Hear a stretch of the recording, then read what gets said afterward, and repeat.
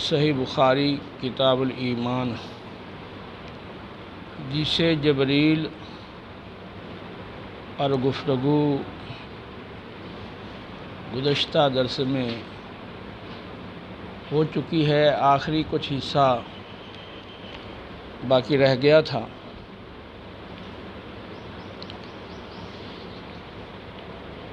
حضرت جبریل علیہ السلام ایک اعرابی کی شکل میں حاضر ہوئے تھے اور ایمان کے بارے میں، اسلام کے بارے میں، احسان کے بارے میں، قیامت کے وقوع کے وقت کے بارے میں اور قیامت کی علامتوں کے بارے میں سوال کیا تھا۔ تو جب انہوں نے قیامت کے بارے میں سوال کیا، متی الساعہ، قیامت کب آئے گی، تو آپ صلی اللہ علیہ وسلم نے فرمایا کہ مسئول جس سے پوچھا گیا ہے وہ سائل یعنی پوچھنے والے سے زیادہ نہیں جانتا۔ بتانا یہ مقصود تھا کہ وقوع قیامت کے وقت کا علم اسے مخفی رکھا گیا ہے، کیونکہ قرآن کی روح سے قیامت اچانک برپا ہوگی، تو لوگوں کو ہر وقت فکر لگی رہے کہ کہیں ابھی قیامت نہ آ جائے، تو اس کی تیاری میں وہ لگے رہیں۔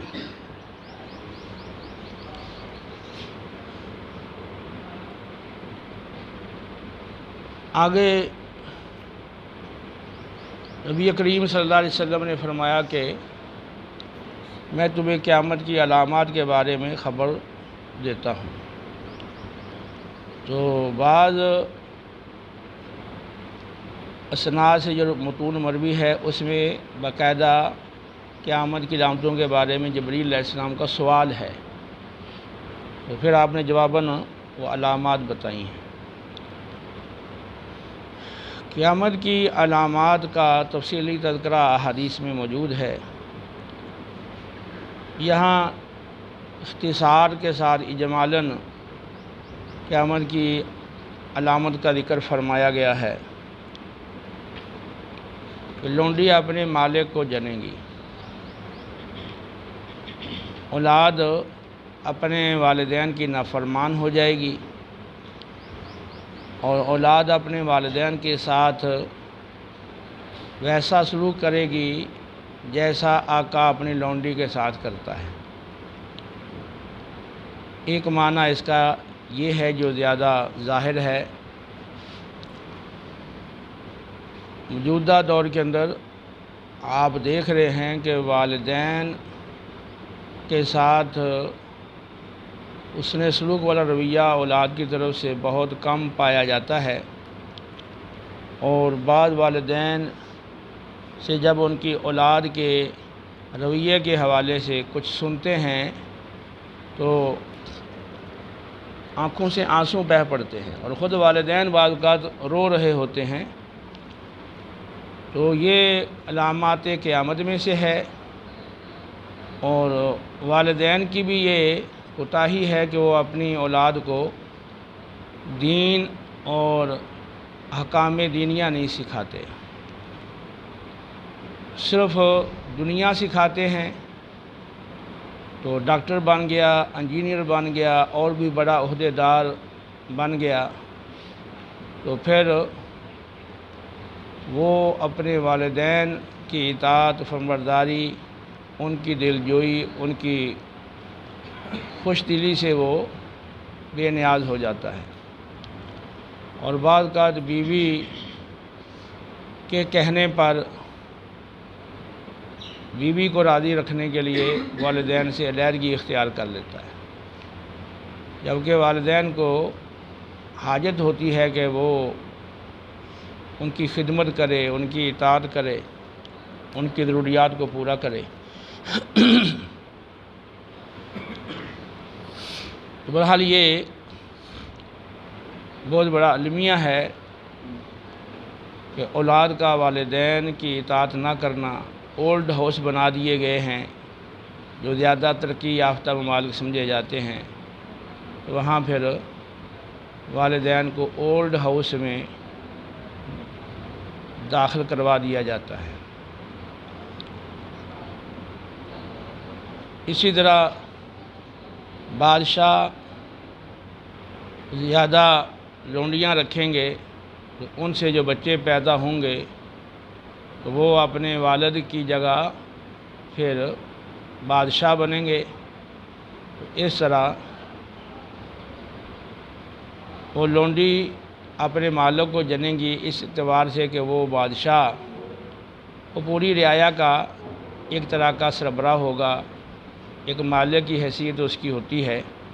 تو وہ اس طرح وہ لونڈی زادہ لونڈی کا بھی مالک بنے گا۔ یا پھر ایسے احوال پیدا ہوں گے کہ کوئی شخص خریدے گا اپنے طور پہ لونڈی، لیکن وہ اس کی والدہ ہوگی جس نے اسے جنا تھا۔ تو گردش زمانہ کی وجہ سے ایسے حالات پیدا ہوئے کہ والدہ اور بیٹے میں جدائی ہو گئی، اور پھر بالآخر وہ اس نے اپنی ماں کو ہی خرید لیا اور اسے معلوم ہی نہیں کہ یہ میری ماں ہے۔ لیکن پہلے والا جو مفہوم ہے کہ والدین کی نافرمانی، جس طرح دیگر گناہ زیادہ ہو جائیں گے، دیگر نافرمانیاں وہ زیادہ ہوں گی، اسی طرح یہ جو شریعت کا حکم ہے والدین کی اطاعت والا، تو اس کی بھی خلاف ورزی وہ ہوگی، عام ہوگی۔ اور مزید آگے بتایا گیا ہے کہ کالے اونٹوں کے چرواہے بڑی بڑی عمارتوں میں فخر کریں گے، دیہاتوں کے رہنے والے، بکریاں چرانے والے، جن کی معاشرے میں اور اپنی قوم میں کوئی حیثیت نہیں، بعض روایات میں ہے کہ ننگے بدن، ننگے پاؤں اور حاجت مند، تو ننگے پاؤں رہنے والے، ننگے بدن رہنے والے، یعنی کچھ حصہ بدن پہ کپڑا ہے، باقی ننگے بدن رہنے والے، ننگے پاؤں رہنے والے، اور وہ شدید غریب اور محتاج مفلس چرواہے، تو وہ ان کے پاس اتنی دولت ہو جائے گی کہ وہ دیہات چھوڑ کے شہروں میں آباد ہو جائیں گے اور بڑے بڑے اپنے کوٹھیاں اور بنگلے بنا کر اس پہ فخر کریں گے۔ اور اسی طرح دولت کے ساتھ ساتھ حکومت اور اقتدار بھی ایسے لوگوں کے پاس آ جائے گا۔ باقاعدہ صحیح بخاری کے اندر یہ حدیث موجود ہے کہ یا رسول اللہ قیامت کب آئے گی؟ تو آپ صلی اللہ علیہ وسلم نے فرمایا کہ جب وہ عہدہ نااہل کو سپرد کیا جائے گا تو پھر قیامت کا انتظار کرنا۔ تو ہر طرح کے عہدے، اور اس میں خاص طور پہ جو حکومتی عہدہ ہے، تو جب نااہلوں کو سپرد کیا جائے گا، نااہل لوگ وزیر اعظم بن جائیں گے، صدر بن جائیں گے، ملک کے سربراہ بن جائیں گے، تو پھر وہ اپنی کم علمی کی وجہ سے اور نااہلی کی وجہ سے ایسے کام کریں گے جیسے ملک کے اندر قیامت خیز منظر ہوگا۔ آگے جب حدیث آئے گی تو میں اس پہ وہاں پر پھر تفصیلی کلام کروں گا کہ جب عہدہ نااہل کو سپرد کیا جائے تو پھر کس طرح قیامت قائم ہوتی ہے۔ مزید پھر آگے بتایا گیا ہے کہ قیامت کا علم ان 5 چیزوں میں سے ہے جن کو اللہ کے سوا کوئی نہیں جانتا۔ پھر نبی کریم علیہ السلام نے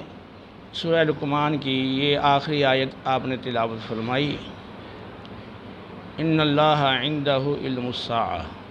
وینزل الغیث ویعلم ما فی الارحام۔ ما تدری نفس ماذا تکسب غدا وما تدری نفس بأی ارض تموت۔ بے شک اللہ اسی کے پاس ہی قیامت کا علم ہے، اور وہی بارش نازل کرتا ہے۔ کہاں بارش نازل کرنی ہے،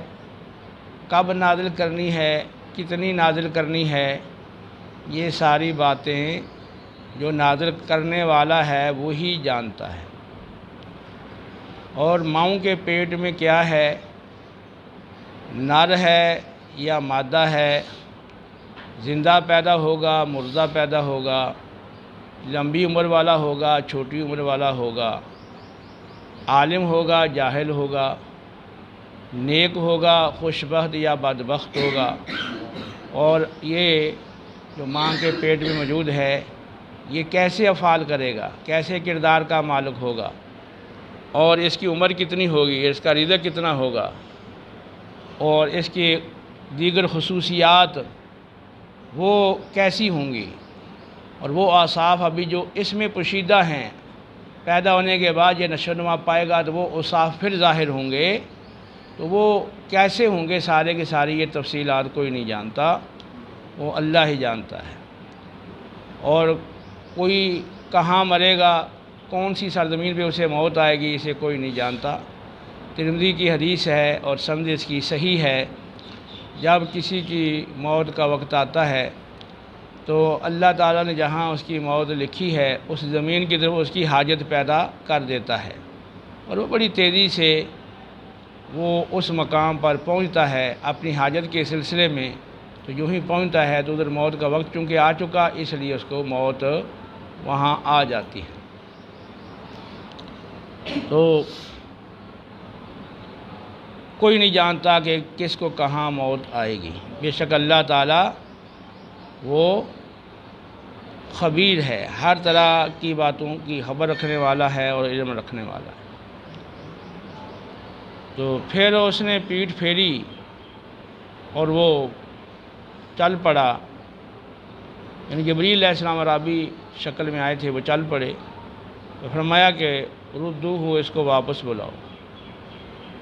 تو جب صحابہ گئے ان کو ڈھونڈنے کے لیے تو انہوں نے کچھ بھی نہ دیکھا۔ پھر کچھ دیر آپ ٹھہرے رہے، ایک روایت میں ہے کہ 3 دن کے بعد آپ نے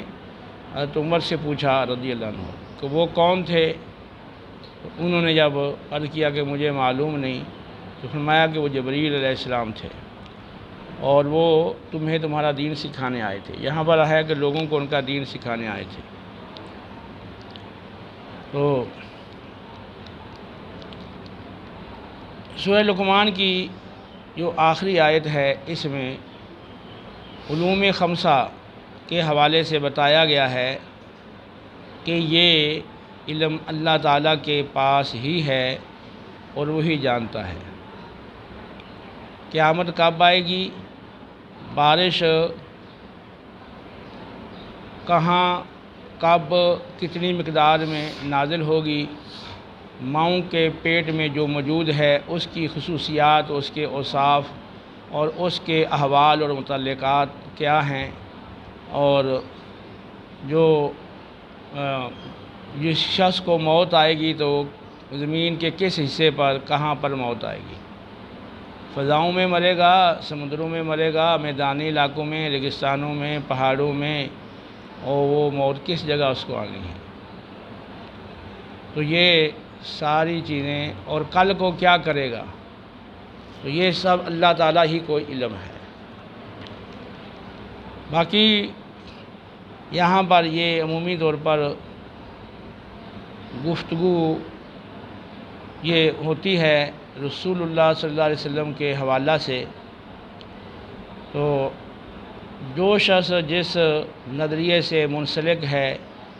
وہ اپنے نظریے کے مطابق گفتگو کرتا ہے۔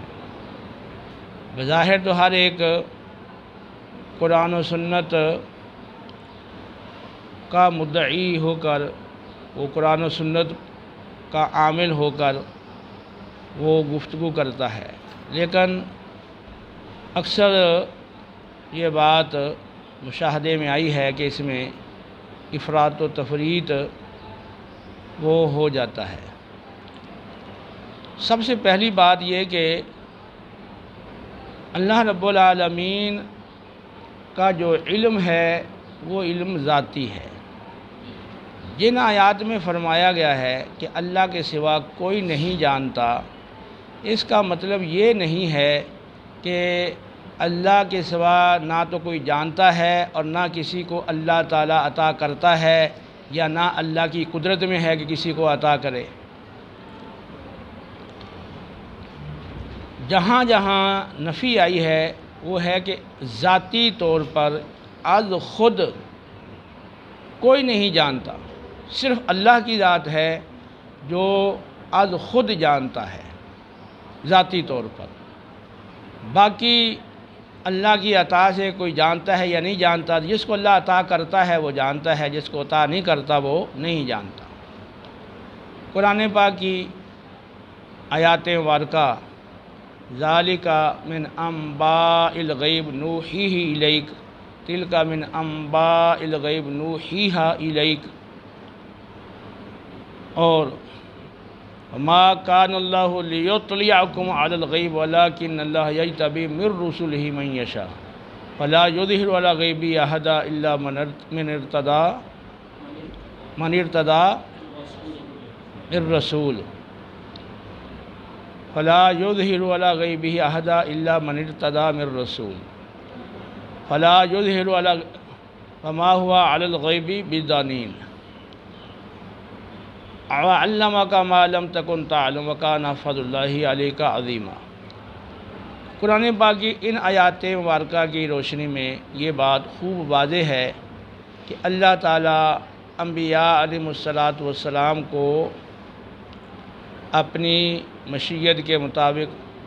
غیب کی خبریں دیتا ہے اور غیب پر اطلاع دیتا ہے اور غیب کا ان پر اظہار کرتا ہے، اور وہ انبیاء علیہم السلام اللہ کے غیب کی خبریں انہیں دینے سے، اللہ کے انہیں غیب پر اطلاع دینے سے، اللہ کے ان پر غیب کا اظہار فرمانے سے، وہ آگے پھر لوگوں کو اللہ جن خبروں کے بارے میں چاہتا ہے آگے وہ غیب کی خبریں بتاتے ہیں، اور بتانے کے اندر وہ بخل نہیں کرتے۔ خصوصاً رسول اللہ صلی اللہ علیہ وسلم کی ذات، تو آپ کو غیب کی خبریں دی گئیں اور آپ کو غیب پر مطلع کیا گیا اور آپ پر غیب کا اظہار کیا گیا، اور آپ کے بارے میں فرمایا گیا کہ آپ غیب بتانے میں بخیل نہیں، اور آپ جو نہیں جانتے تھے اللہ نے آپ کو سکھایا ہے۔ تو ان آیات کی روشنی میں یہ بات خوب واضح ہے کہ رسول اللہ صلی اللہ علیہ وسلم کو دیگر انبیاء کی طرح غیب کی باتوں کا علم دیا گیا ہے، اور آپ کو جو علم دیا گیا وہ باقی تمام انبیاء علیہ السلام یہاں تک کہ تمام مخلوق سے زیادہ علم عطا کیا گیا۔ اچھا، پھر احادیث کو دیکھ لیں تو بہت ساری احادیث ہیں۔ بخاری مسلم کی حدیث، رسول اللہ صلی اللہ علیہ وسلم نے صحابہ کے سامنے جو کچھ پیش آنے والا تھا آئندہ زمانوں میں آپ نے وہ سارا بیان کیا، ٹھیک ہے، اور جس کو جتنا یاد رہ گیا یاد رہا، جو بھولنا تھا جو بھولنے والا بھول گیا۔ اب وہ بعد میں جب کوئی واقعہ ان کے سامنے رونما ہوتا تو پھر انہیں یاد آ جاتا کہ ہاں یہ وہی بات ہے جو رسول اللہ صلی اللہ علیہ وسلم نے ہمیں پہلے سے بتائی تھی کہ ایسا ہوگا۔ اسی طرح وہ مسلم والی معروف روایت ہے جس میں آپ نے فجر تا ظہر، ظہر تا عصر اور عصر تا مغرب آپ نے لوگوں کو خطاب کیا اور جو کچھ ہونے والا تھا اس سے لوگوں کو آگاہ کیا۔ پھر بخاری مسلم کی معروف روایت ہے اور متعدد مرتبہ بخاری میں آئی ہے، آپ نے ایک موقع پہ فرمایا تھا کہ سلونی اما شئتم، جو چاہتے ہو مجھ سے پوچھو۔ تو اس وقت آپ کے چہرے پر وہ ناراضگی کے آثار تھے، بعد نے جو پوچھا آپ نے فوری طور پر ان کے بارے میں بتا دیا۔ کسی نے پوچھا میرا باپ کون ہے تو آپ نے اس کے باپ کے بارے میں بتا دیا۔ تو اس کے علاوہ مختلف مواقع پر آپ نے آنے والے احوال کے بارے میں خبریں دی ہیں، جن کا تعلق امور غیبیہ سے ہے، اور ان اگر روایات کو جمع کیا جائے تو ایک بڑی تعداد ان روایات کی بنتی ہے۔ اور پھر احوال قیامت کے بارے میں، احوال قبر کے بارے میں، احوال دوزخ کے بارے میں، احوال جنت کے بارے میں، احوال آخرت کے بارے میں جتنی آپ کی خبریں ہیں وہ ساری کی ساری امور غیبیہ سے ہیں۔ ایمان بالغیب اسی اعتبار سے ہے، اللہ کے بارے میں، اللہ کے صفات کے بارے میں جو آپ نے خبریں دی ہیں وہ امور غیبیہ سے ان کا تعلق ہے۔ اچھا، کچھ لوگ کہتے ہیں کہ یہ وہ احکام دو طرح کے ہیں، دو طرح کے ہیں، ایک ہیں احکام شرعیہ، ایک ہیں احکام تکوینیہ۔ تو احکام شرعیہ کے لحاظ سے تو آپ کو علم غیب دیا گیا ہے، کیونکہ احکام باقاعدہ آپ نے آگے سکھائے۔ تو جو احکام تکوینیہ ہیں یا امور تکوینیہ جو حوادث پیش آنے والے ہیں، تو ان کا علم، تو وہ کہتے ہیں کہ ان کا علم بھی آپ کو عطا کیا گیا، لیکن ساری چیزوں کا نہیں، لیکن بعض کا دیا گیا۔ تو اگر اتنے کو بھی مان لیا جائے تو پھر بھی جھگڑا ختم ہو جاتا ہے۔ دیکھیں، آپ صلی اللہ علیہ وسلم کا عالم الخلق ہونا، ساری مخلوق چھوٹی بڑی سب سے زیادہ صاحب علم ہونا، یہ ایک اہل اسلام کا متفق علیہ عقیدہ ہے۔ اب رسول اللہ صلی اللہ علیہ وسلم کا امور غیبیہ کے بارے میں خبریں دینا اور آپ ان کا پیشین گوئیاں فرمانا اور آپ کی دی ہوئی خبروں کا سچا ثابت ہونا اور آپ کی خبریں سن کر کتنے لوگوں کا یہ ذہن بن جانا کہ آپ اس طرح کے آنے والے امور کے بارے میں خبریں دیتے ہیں اور وہ برحق ثابت ہوتی ہیں، یہ ساری چیزیں بتا رہی ہیں کہ آپ کو علم غیب دیا گیا ہے۔ کچھ لوگ کہتے ہیں نہیں جی، جب اللہ نے آپ کو بتا دیا تو وہ غیب نہ رہا۔ اچھا، بتا دینے کے بعد اگر غیب نہیں رہا تو پہلی بات یہ ہے کہ غیب کا مطلب کیا ہے کہ آپ اپنی عقل کے ذریعے، بداہت عقل کے ذریعے اور حواس کے ذریعے کسی چیز کو نہ جان سکیں۔ تو اب جو اللہ تعالیٰ کا علم ہے ہم اپنے حواس سے اور اپنے عقل سے نہیں جان سکتے، اللہ عطا کرتا ہے تو پھر جانتے ہیں۔ اب رسول اللہ صلی اللہ علیہ وسلم کو جو علم دیا گیا اللہ تعالیٰ کی طرف سے، تو باقی جتنے بھی لوگ ہیں، ٹھیک ہے، تو وہ اپنی عقل اور اپنے حواس سے ان چیزوں کو نہیں جان سکتے جو نبی کریم علیہ السلام کے بتانے سے ہم جانتے ہیں۔ تو غیب کی جو تعریف کی جاتی ہے وہ اس پہ سچی آتی ہے۔ اس پہ یہ خواہاں اصرار کرنا کہ نہیں جو بتا دیا وہ غیب نہیں رہا، تو یہ بات درست نہیں ہے۔ جو سامنے والے لوگ ہیں جن کو بتایا جا رہا ہے تو ان کے لیے تو وہ غیب ہے نا، تو اسی لحاظ سے کہا جاتا ہے۔ اللہ تعالیٰ کو جو عالم الغیب کہا جاتا ہے اس لحاظ سے کہ وہ اللہ تعالیٰ کو ہر چیز کا علم ہے، اور باقی جو لوگ ہیں وہ اپنے حواس اور عقل سے ان چیزوں کو نہیں جان سکتے، جو اللہ نے بتایا بس وہ جانتے ہیں۔ یہاں پر ایک بات اور چھیڑ دی جاتی ہے کہ عالم الغیب نہیں کہہ سکتے، تو عالم الغیب تو ہم بھی اس کے قائل ہیں کہ عالم الغیب وہ اللہ کے لیے لفظ خاص ہے، جیسے اللہ عز و جل،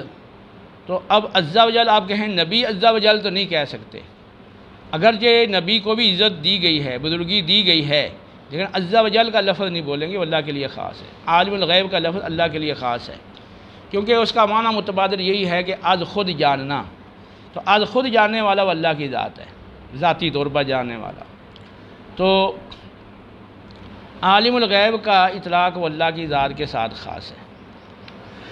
اور رسول اللہ صلی اللہ علیہ وسلم کے بارے میں جو اہل سنت کا عقیدہ ہے، اعلیٰ حضرت رحمۃ اللہ تعالیٰ علیہ نے الدورۃ المکیہ اپنی اس عربی متن والی کتاب میں، عربی کتاب میں آپ نے جو لکھا ہے وہ یہ ہے کہ ہم رسول اللہ صلی اللہ علیہ وسلم کا علم اللہ کے مساوی، رسول اللہ صلی اللہ علیہ وسلم کا علم اللہ کے مساوی نہیں مانتے، آپ کا علم اللہ کے مساوی نہیں ہے، اور نہ ہی آپ کا علم مستقل ہے، یعنی از خود ہے بغیر اللہ کے دینے کے، یعنی ذاتی طور پر۔ تو اللہ کے علم کے مساوی بھی نہیں ہے اور اللہ کے علم کی طرح وہ ذاتی اور مستقل بھی نہیں ہے۔ آپ کو بعض امور غیبیہ کا علم، بعض مغیبات کا علم دیا گیا ہے، لیکن جو آپ کا بعض علم ہے وہ باقی مخلوق کے لحاظ سے وہ بہت زیادہ ہے، وہ مخلوق کے کل علم میں اور آپ کے بعد جو علم ہے دیا گیا، اس میں بھی وہ زمین و آسمان کا فرق ہے، بلکہ اس سے زیادہ فرق ہے۔ تو یہ مزید آپ نے جو آپ کے ملفوظات ہیں اس میں یہ بات ہے کہ اولین و آخرین سب کا علم مجموعی طور پر اگر مل جائے تو اس کو اللہ کے علم سے، اب اولین و آخرین تو اس میں انبیاء بھی آ گئے اور رسول اللہ صلی اللہ علیہ وسلم کی ذات بھی اس میں داخل ہے اور باقی سب داخل ہیں، تو اولین و آخرین سب کا مل کر علم وہ اللہ کے علم کے مقابلے میں وہ نسبت بھی نہیں رکھتا، علوم اولین و آخرین کے تمام علوم کو اللہ کے علم سے وہ نسبت بھی نہیں ہے جو سمندر کے ایک قطرے کو، سمندر کے ایک قطرے کے کروڑویں حصے کو سمندر کے ساتھ نسبت ہے، کیونکہ یہ جو سمندر کے قطرے کے کروڑویں حصے کی سمندر کے ساتھ جو نسبت ہے یہ نسبت متناہی کی متناہی کے ساتھ ہے، اور جو تمام مخلوق کے علم کی اللہ سے نسبت ہے وہ متناہی کی غیر متناہی کے ساتھ نسبت ہے، یعنی اللہ کا علم تو غیر متناہی ہے، تو متناہی کو متناہی سے تو آپ نسبت دے سکتے ہو، لیکن یہ متناہی کو غیر متناہی سے آپ نسبت کیسے دے سکتے ہو؟ تو یہ لوگوں کو جو علم نہیں تو وہ کہتے ہیں جی یہ لوگ اللہ کے علم کے مساوی آپ کا علم مانتے ہیں، تو یہ بات غلط ہے، اور بغیر علم کے کسی کے اوپر بہتان لگا دینا اس طرح کا، اور وہ بھی بہتان کے کہنا کہ اللہ کے علم کے برابر مانتے ہیں جسے شرک لازم آئے، تو یہ بات ہرگز درست نہیں ہے۔ تو آپ صلی اللہ علیہ وسلم کو امور غیبیہ کا علم دیا گیا ہے۔ اب اگر کوئی شخص کہتا ہے کہ نہیں ہم اس کو غیب نہیں مانتے، تو چلو اگر کوئی اپنی اصطلاح بنا لیتا ہے، ویسے تو یہ ہے کہ قرآن کہتا ہے وَمَا هُوَ عَلَى الْغَيْبِ بِضَنِينٍ، تو جو اللہ نے آپ کو وہ غیب کا علم دیا قرآن کے ذریعے سے، آگے وہ بتانے میں آپ بخیل نہیں ہیں، تو قرآن اس کو غیب ہی کہہ رہا ہے۔ جب آپ بتا رہے ہیں تو یہ نہیں کہ جب آپ نے بتایا تھا اب وہ غیب نہیں رہا، جب اللہ نے بتایا تھا اس وقت غیب تھا، اس کے بعد وہ غیب نہیں رہا۔ وَمَا هُوَ عَلَى الْغَيْبِ بِضَنِينٍ، غیب کا اطلاق قرآن میں موجود ہے، اور غیب کا اطلاق بہت سارے اکابر علماء اسلام کے کتب میں تصانیح میں وہ موجود ہے، لیکن پھر بھی اگر کوئی نہیں مانتا تو کم از کم وہ علم تو مانے نا کہ آپ عالم الخلق ہیں، اور آنے والے جو امور ہیں حوادث ہیں وہ ایک بہت بڑی تعداد میں آپ کو علم اس کا دیا گیا ہے، تو اس سے بھی یہ ہے کہ پھر وہ ایک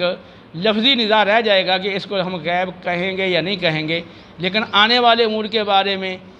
ٹھیک ہے وہ آپ کو علم اگر مانتا ہے تو نفس علم مقصود ہے ماننا، وہ مان لیا گیا۔ آگے یہ رہا کہ آپ صلی اللہ علیہ وسلم کو یہ بات جب ہو گئی کہ آپ ساری مخلوق میں سب سے زیادہ علم والے ہیں، اور دوسرا یہ کہ آپ کو بہت سارے مغیبات کا اور آپ کو علم عطا کیا گیا ہے، اور پھر بہت ساری آپ نے خبریں بھی دی ہیں اس حوالے سے۔ باقی رہا کہ خاص کوئی چیز مثلا قیامت کا علم ہے، یا دیگر کہ کل کوئی کیا کرے گا اس کا علم ہے، بارش کب ہوگی اس کا کوئی علم ہے، ماں کے پیٹ میں کیا ہے اس کا علم ہے، تو یہ آپ جانتے ہیں یا نہیں جانتے؟ تو دیکھیں اگر آپ احادیث پہ نظر ڈال لیں گے تو آپ کو کئی جزیات ایسے مل جائیں گے جیسے پتہ چلتا ہے کہ کسی درجے میں یہ علم بھی آپ کو دیا گیا۔ صحیح مسلم کی روایت میں ہے آپ نے غزوہ بدر کے اندر موقع پہ آپ نے نشان لگائے اور فرمایا کہ کل یہاں فلاں کافر مرے گا، یہاں فلاں کافر مرے گا، کل میں جھنڈا اس کو دوں گا جس کے ہاتھ پہ اللہ تعالیٰ اور فتح دے گا۔ اب کل کیا ہونا ہے؟ اب کل فتح ہونی ہے، اور کل جھنڈا اس کو ملنا ہے جس کے ہاتھ پہ فتح ہونی ہے۔ اب یہ کل کے بارے میں علم آ گیا، اور پھر نشان لگا رہے ہیں کون کہاں مرے گا، تو یہ نشان لگا دیے جہاں مرے گا۔ تو سیاوی جو ہے کہتے ہیں کہ اللہ کی قسم جہاں آپ نے جس کافر کے مرنے کی نشاندہی فرمائی تھی وہ کافر بیانی اسی جگہ مرا، ذرا بھی ادھر ادھر ہٹ کے نہیں مرا۔ تو اگر یہ تو میں نے ایک مثال دی ہے، ورنہ بہت ساری احادیث پہ آپ نظر ڈال لیں گے تو آپ کو اس طرح کے کئی جزیات سامنے آ جائیں گے۔ تو معلوم ہوا کہ یہاں جو فرمایا جا رہا ہے کہ اللہ کے سوا کوئی نہیں جانتا، تو ذاتی طور پر از خود کوئی نہیں جانتا، یہ مطلب نہیں کہ اللہ کے بتانے سے کوئی نہیں جانتا یا اللہ کسی کو بتاتا ہی نہیں ہے۔ تو یہ اگر بات لیتے ہیں تو پھر یہ احادیث میں تو موجود ہے کہ آپ کو بتایا گیا ہے اور آپ نے صحابہ کو بھی بتا دیا کہ بھی یہاں فلاں کافر مرے گا، کل کو اس کو جھنڈا دوں گا جس کی یہاں پہ فتح ہونی ہے، تو پتہ چل گیا کہ فتح یقینی ہے کل۔ تو بہرحال یہ اس میں الجھنا اور کوشش کرنا اس بات کو ثابت کیا جائے کہ آپ کو فلاں چیز کا علم نہیں، فلاں چیز کا علم نہیں، یہ رویہ مناسب نہیں۔ اور اسی طرح اگر کسی بات کے بارے میں صراحتاً قرآن میں حدیث میں نہیں آیا تو پھر اس پر اصرار کر کے مقابل کو برا بلا کہنا کہ نہیں فلاں چیز کا علم تھا اور تم نہیں مانتے، یہ رویہ بھی وہ مناسب نہیں ہے۔ جن چیزوں کا علم صراحتاً آ گیا ہے وہ تو ٹھیک ہے، اور باقی یہ ہے کہ کسی خاص جزی کے بارے میں آپ کو علم ہے یا نہیں، اس کو آپ اللہ کے سپرد کر دیں۔ کیوں؟ اس لیے کہ آپ کو علم تو دیا گیا نا، لیکن اس خاص جزی کے بارے میں آپ کو علم ہے یا نہیں ہے، اس کے پاس ہمارے پاس کوئی ایسا وہ نہیں ہے پیمانہ کہ جیسے ہم وہ کر سکیں، ناپ کر سکیں، کیونکہ آپ کا جو علم ہے اتنا وسیع ہے، اس کو ہم دیکھ کر ہم کیسے یہ کہہ سکتے ہیں کہ فلاں چیز کا واقعتاً آپ کو علم نہیں، یا وصال سے قبل آپ کو علم اس چیز کا نہیں تھا۔ اس پہ ہم اگر بات کو چھوڑ دیں تو جن چیزوں کا علم ہے آپ نے خبریں دی ہیں وہ علم تو اس پر تو اعتقاد رکھنا ضروری ہو گیا۔ باقی چیزیں ہیں تو آپ کو علم بہت دیا گیا ہے، اب خاص معین چیز کے بارے میں ہے یا نہیں آپ اس کا فیصلہ نہ کریں، اللہ پہ چھوڑ دیں، تو یہ جھگڑا ختم ہو جاتا ہے کہ آپ عالم الخلق ہیں اور آپ کو آنے والے امور کے بارے میں اور گزرے ہوئے امور کے بارے میں، یعنی گزشتہ اور آئندہ کہ بہت سارے امور کے بارے میں جو امور غیبیہ ہیں ان کا آپ کو علم دیا گیا ہے، اور آپ نے بہت سارے امور کے بارے میں باقاعدہ لوگوں کو مطلع فرمایا ہے کہ گزشتہ زمانے میں ایسا ہوا تھا، ایسا ہو چکا ہے اور آئندہ ایسا ہوگا، یہ بہت ساری آپ نے خبریں دی ہیں۔ تو یہ اگر امت لوگ اس بات کو تسلیم کر لیں اور تھوڑا سا اس پہ ٹھنڈے دل سے سوچیں تو یہ جھگڑا اور تنازع ختم کر کے امت کی اصلاح کی کوشش کریں۔ جو اس وقت امت مسلمہ کو حالات درپیش ہیں ان کو سمجھیں، ان کا ادراک کریں اور ان کا نپٹنے کے لیے کوئی منصوبہ بندی، اس کے لیے باقاعدہ لاحِ عمل اور اسلام کے غلبے کے لیے باقاعدہ کوشش، اور مسلمانوں کی بگڑی ہوئی جو صورتحال ہے اور اخلاقیات بگڑے ہوئے ہیں اور دیانتی اور ان کی جو بے راہ روی ہے وہ کہاں پہنچی ہوئی ہے، اس حوالے سے غور کریں اور جو اسلام کے غلبے کے لیے کوئی کوشش کی جائے باقاعدہ اس پہ توجہ دینے کی حاجت ہے۔ باقی رسول اللہ صلی اللہ علیہ وسلم کی شان، عظمت، رفعت یہ ایک مسلمہ عقیدہ ہے، اور اس بارے میں خواہ ایسی باتیں جن کا ہمارے پاس یقینی علم نہیں ہے ان باتوں کو نہ زیادہ وہ ہائی لائٹ کیا جائے، ان کو نہ زیادہ اجاگر کیا جائے، اور آپ کو عالم الخلق مانا جائے اور امور غیبیہ کا علم آپ کو دیا گیا ہے وہ مانا جائے۔ اگر کوئی لفظ غیب کا اطلاق نہیں کرتا لیکن علم مانتا ہے آنے والے امور کے بارے میں، گزشتہ امور کے بارے میں، تو پھر اس کے لیے معاملہ جو ہے وہ رعایت نکل آتی ہے، اس اعتبار سے کہ اس پہ کوئی سخت حکم آپ نہیں لگا سکتے کیونکہ نفس علم مان رہا ہے۔ باقی لفظ غیب کا اطلاق ہوگا یا نہیں ہوگا یہ ایک الگ مسئلہ ہے، تو اس میں کوئی جو ہے نا وہ اگر کوئی خطا کر جاتا ہے تو اس پہ کوئی سخت حکم نہیں لگایا جا سکتا۔ تو کاش جو ہے نا وہ علماء جو رویہ اختیار کریں کہ جن چیزوں کے بارے میں کسی جزی کے بارے میں اگر صراحت نہیں ہے تو اس میں جھگڑنے کے بجائے کہتے ہیں کہ بھی اللہ کو پتہ ہے، لیکن نہ تو صراحتاً یہ نفی نہ کریں کہ بھی اس کا علم نہیں ہے، کیونکہ یہ ہمیں کیسے پتہ چل سکتا ہے؟ جن میں آیتوں میں بتایا گیا ہے وہ آج خود جاننے کی نفی فرمائی گئی ہے۔ ہاں اب اللہ نے عطا کیا یا نہیں کیا تو یہ اللہ بہتر جانتا ہے، ٹھیک ہے۔ تو بہرحال رسول اللہ صلی اللہ علیہ وسلم کے بارے میں جو یہاں عقیدہ رکھنا چاہیے اس کے حوالے سے میں نے صراحت کر دی ہے۔ باقی خاص قیامت کے بارے میں تو کئی علماء کی تصریحات ہیں کہ آپ کو قبل از وصال علم دیا گیا، لیکن اس پر کوئی صراحتاً قرآن کی آیت یا صراحتاً کوئی حدیث جس میں وقوع قیامت کے وقت کے علم کا ذکر ہو ایسی ہماری نظر سے نہیں گزری۔ تو بجائے جھگڑا کرنے کے اللہ کے سپرد کر دیا جائے معاملے کو، کہ نفی نہ کی جائے۔ اور یہ اللہ نے جب بے شمار چیزوں کا آپ کو علم دیا ہے تو اب یہ اللہ بہتر جانتا ہے کہ خاص اس چیز کا علم اللہ نے دیا یا نہیں دیا۔ اللہ کے سپرد معاملہ کر دیں تو میرے علم کے مطابق اس پر کوئی پکڑ نہیں ہوگی، اس پر کوئی پکڑ نہیں ہے کہ آپ نے اس کا اثبات کیوں نہیں کیا یا آپ نے اس کی نفی کیوں نہیں کی۔ اور اس سلسلے میں صحابہ کرام علیہم رضوان ان کا جو عمل ہے اور نظریہ ہے وہ ہمارے سامنے ہے کہ کیا انہوں نے ہر جزی کے بارے میں ایسی تصریحات کی ہیں۔ اور پھر حضرت عائشہ صدیقہ رضی اللہ تعالی عنہا کے حوالے سے بعض وہ باتوں کا ذکر کیا جاتا ہے کہ وہ کہتی ہیں کہ جو شخص یہ کہے کہ آپ صلی اللہ علیہ وسلم آنے والے کل کے بارے میں جانتے ہیں وہ شخص جھوٹا ہے، تو وہ آپ کی جو مراد ہے وہ بھی وہی ہے کہ از خود جاننا، ورنہ کیا حضرت عائشہ صدیقہ رضی اللہ تعالیٰ نے پوری زندگی آنے والے احوال کے بارے میں یا گزشتہ احوال کے بارے میں جو آپ نے خبریں دی ہیں تو کیا ان کو نہیں پتہ چلا کہ آپ صلی اللہ علیہ وسلم جانتے تھے تو اسی لیے آپ نے وہ خبر دی تھی، وہ بغیر جاننے کی خبر دی تھی، یا آپ کی خبر کا حضرت عائشہ کو پتہ ہی نہیں چل سکا؟ یعنی ایک واضح بات ہے کہ اتنے صحابہ ہیں، ان کے سامنے آپ آنے والے احوال کے بارے میں خبریں دیتے ہیں، ٹھیک ہے، اور وہ صحابہ دیکھتے ہیں کہ آپ نے جو خبر دی ہے بالکل سچ وہ ثابت ہوئی ہے، ویسے ہی ہوا جیسے آپ نے فرمایا۔ تو اب وہ آپ کو پہلے جانتے تھے تو آپ نے بتایا نا، تو عائشہ ایسی بات کا صریح بات کا کیسے انکار کر سکتی ہیں؟ تو اسی طرح یہ ہے کہ جس نے کہا بھی رسول اللہ صلی اللہ علیہ وسلم نے اللہ تعالیٰ کو دیکھا، تو اب حضرت عائشہ کا استدلال ہے لا تدرک الابصار، تو آنکھیں اللہ تعالیٰ کا ادراک نہیں کر سکتی۔ تو آنکھیں وہ آنکھیں دنیا میں عام لوگوں کی آنکھیں ادراک نہیں کر سکتی، لیکن قیامت والے دن جب عام لوگوں کی آنکھیں ادراک کریں گی اور اللہ کا ادراک سے مراد اللہ کا دیدار کریں گی، تو جو قیامت والے دن عام مومنین کو ہو سکتا ہے تو اللہ وہ دیدار اگر دنیا میں اپنے محبوب کو کرانا چاہے تو کیا نہیں ہو سکتا؟ تو حضرت ابن عباس رضی اللہ عنہ کی جو روایت ہے کہ آپ نے رب کو دیکھا، آپ نے نور کو دیکھا، تو رب ہے ہی نور، تو آپ نے نور دیکھا ہے یا رب کو دیکھا ہے؟ تو حضرت عائشہ صدیقہ رضی اللہ عنہ کا وہ استدلال ہے، استدلال قرآن سے، ٹھیک ہے۔ تو استدلال ایسا تو آپ کے اور بھی استدلالات ہیں یا صحابہ کے استدلال ہیں، تو وہ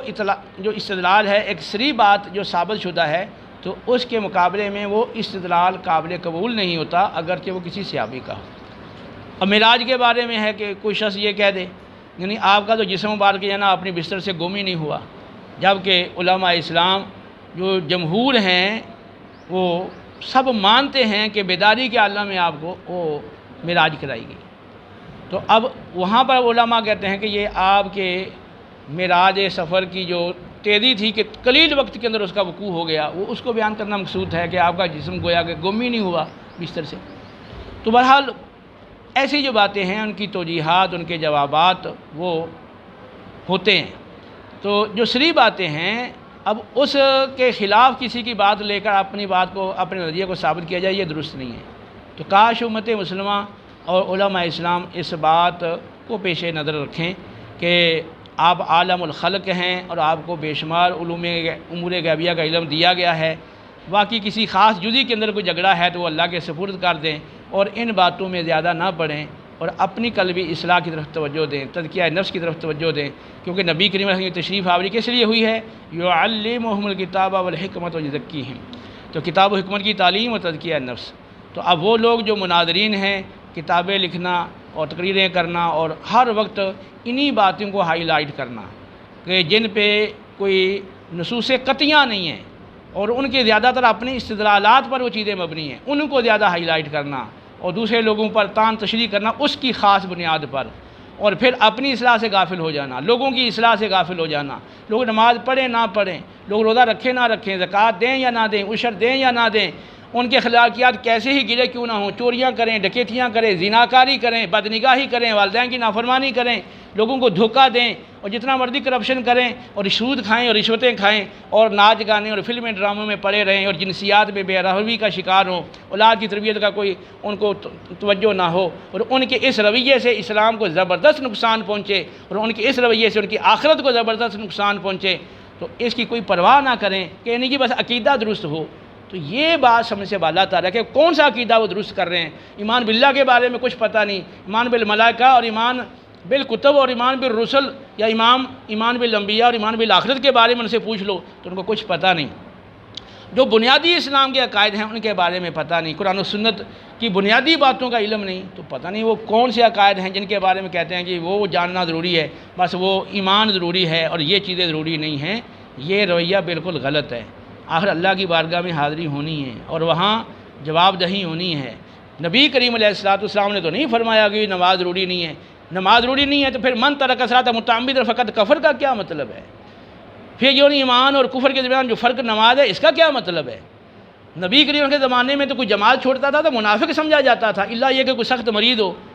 اور مریضوں کو بھی یہ نا لوگ پکڑ کے سہارا دے کے صفوں میں لا کے کھڑا کرتے تھے، اور منافقین کی باقاعدہ علامات قرآن و سنت میں بتائی گئی ہیں، وہ ساری علامتیں اس کے اندر موجود ہوں، وہ کہا جی اس کا ایمان ٹھیک ہے، بس بے شک عملی طور پر یہ منافق ہی بنا رہے اور عملی طور پر کفار کے طریقے کو اختیار کرے، اور جناب پینٹ شرٹ اور ٹائیاں اور کلین شیو ہونا اور وضع قطع اور حلیہ اور رہن سہن اور سارا اور اہل یورپ یہود و نصارہ کی تقلید کرنا ان تمام معاملات میں، اور کہو یہ اس کا ایمان ٹھیک ہے۔ یہ کیسے ہو سکتا ہے کہ جو اس کا ایمان درست ہو تو پھر ان کا عمل درست نہ ہو؟ کیونکہ نبی کریم علیہ السلام نے فرمایا انسان کے بدن میں گوشت کا لوتھڑا ہے، اگر وہ درست ہو تو سارا بدن درست رہتا ہے، وہ خراب ہو تو سارا بدن خراب رہتا ہے، اور وہ دل ہے۔ آگے حدیث آ رہی ہے اس پہ، وہاں پر میں گفتگو کروں گا انشاءاللہ۔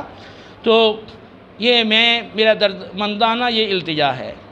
کہ میری بات کو منفی نہ لیں اور اس کو منفی انداز سے اس پہ نہ سوچیں، مثبت انداز سے سوچیں، ورنہ پھر آپ کی مرضی ہے، آپ جیسے بھی سوچیں گے آخر وہ وقت تو اللہ کی بارگاہ میں پیش ہونا ہے نا، وہاں عدالت اللہ کی بارگاہ میں پیش ہونا ہے، تو وہاں پھر یہ سارا کھل جائے گا۔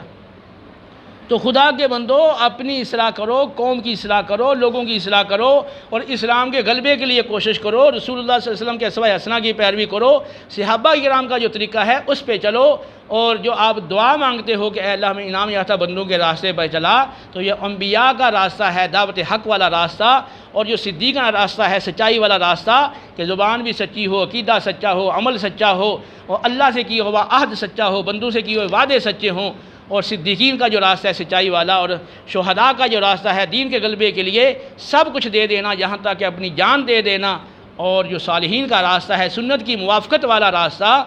اس کو اختیار کرو جس کی دعائیں مانگ رہے ہو اللہ کی بارگاہ میں۔ اور جو غضب یافتہ ہے، جو گمراہ ہو گئے ہیں، بھٹک گئے ہیں، اور وہ مشرکین جو اپنے آباء و اجداد کی تقلید میں اپنے دین کو، اپنے غلط رسوم و رواج کو حق وعد ہونے کے باوجود چھوڑنے کے لیے تیار نہ ہوئے، اور وہ یہود جو حسد کی بنا پہ آقا علیہ السلام کو اپنے بیٹوں کی طرح پہچاننے کے باوجود بھی آپ کی رسالت کا اقرار کرنے کے لیے تیار نہ ہوئے، اور وہ منافقین جو محض دنیاوی مفادات کی خاطر وہ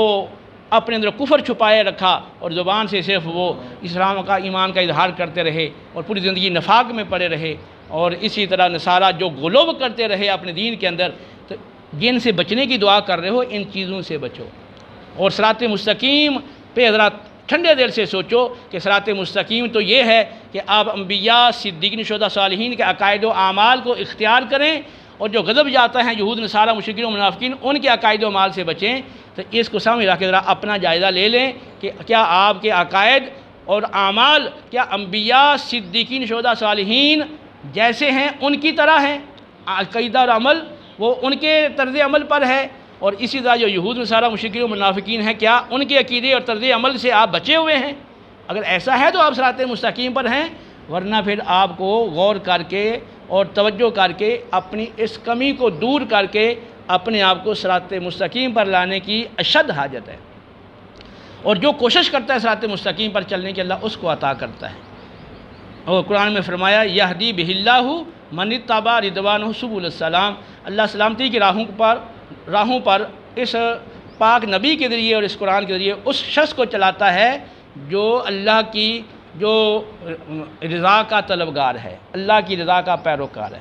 تو اللہ کی رضا کی طلب ہو تو جب وہ سچی طلب اللہ کی رضا کی ہوگی تو پھر آپ کی زندگی کا محور و مرکز اللہ کی رضا ہوگی، پھر آپ اللہ کی رضا کی خاطر ہر طرح کی مشکل، ہر طرح کی آزمائش وہ جھیلنے کے لیے آپ تیار ہو جائیں گے۔